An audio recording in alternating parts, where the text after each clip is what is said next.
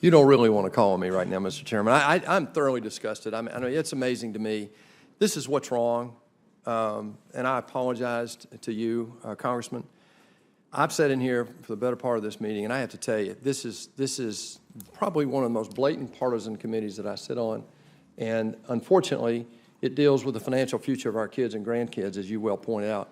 Would you agree, sir, that our budget process is broken? You've been on the House Budget Committee for 6 years, as I understand it. No, sir. I've served 2 years, but I did additional work on budget matters. Would you agree or disagree that the overall budget process is broken in Congress? In my opinion, and let me just offer some observations. I fully support your nomination. We've had a great opportunity in my office to go through my questions. I have a statement, Mr. Chairman, I'd like to submit for the record. In 2000, under Bill Clinton, President Clinton, our federal government spent $2.4 trillion running itself, total, all in. That's all mandatory, all discretionary, everything, 2.4. Last year, we spent 3.7. So one Democratic administration, one Republican administration, we've exploded the federal government from 2.4 to 3.7 trillion. That's not military expense. At the same time, we grew revenue from 2.4 trillion to 3.4 trillion. Those are constant 2015 dollars. So I would submit that the process is broken. As a matter of fact, the evidence is there. Since 1974, when the Budget Act was created, we've only funded the government the way that Budget Act calls for in its law. We've only done that as a Congress 4 times. And as a matter of fact, in those 42 years, we have used 175 continuing resolutions to fund the government.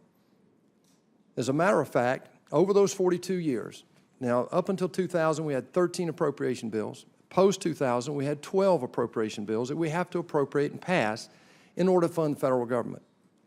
It shocked me to find out that the average number of appropriation bills is only 2.5, the average, per year of actually being passed into law. You made a comment earlier that you wanted the President of the United States to rely on that process. I would submit, sir, that it's a broken process. It won't ever work.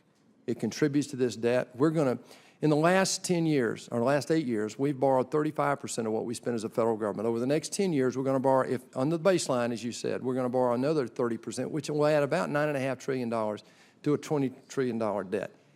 Today, if interest rates were just at their 30-year average of about 5%, we can do the math. It's untenable. There is no way that we can fund $1 trillion of interest. So all the conversations we have here, all the polarizations you see in here, is because fundamentally the budget process is broken. It does not give us a politically neutral platform upon which to have the debate about tax expenditures, about tax cuts, about spending cuts, about all the things that both sides think are important in terms of solving the debt crisis. My question to you, sir, this morning is very simple. At OMB, you've looked, I presume you will or have looked at the 21 Act that created the Office of Management Budget. Mm-hmm. I have 2 concerns. One is we need help breaking through this gridlock here in Congress. Can you do that from OMB?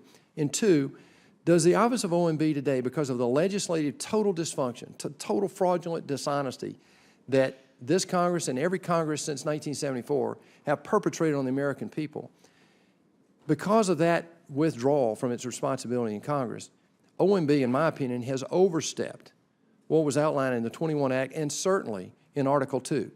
Are you concerned that with this dysfunction in Congress that OMB is in fact overstepping its Article 2 restrictions? I'm not familiar with it with a specific mandate of Article 2. Will you look at that sometime as you get your feet on the ground? That's one that I would love to engage on. On your first point about what we could do to help break the gridlock, your point is well made, which is that it's going to be something that Congress will have to drive the process on because it's a congressional appropriations process. But again, I will be encouraging the President to do everything he can to allow that appropriations process to work. What does that mean? For the last several Congresses, I'm of the opinion that various elements in the Congress have used the defense appropriations bill as a hostage, that we probably could have passed a defense appropriations bill, and one that I've voted for from time to time, and that could have been signed by the President but was held up intentionally in order to leverage items on other appropriations bills, and it was created a log jam and part of that gridlock that you create or that you correctly reference. And so one of the things that I'd be encouraging the President to do is, President, not only should you allow the appropriations process to flow, but you should actively engage to encourage it to happen because it's the best way to spend taxpayer dollars. Thank you. Thank you, Mr. Chairman.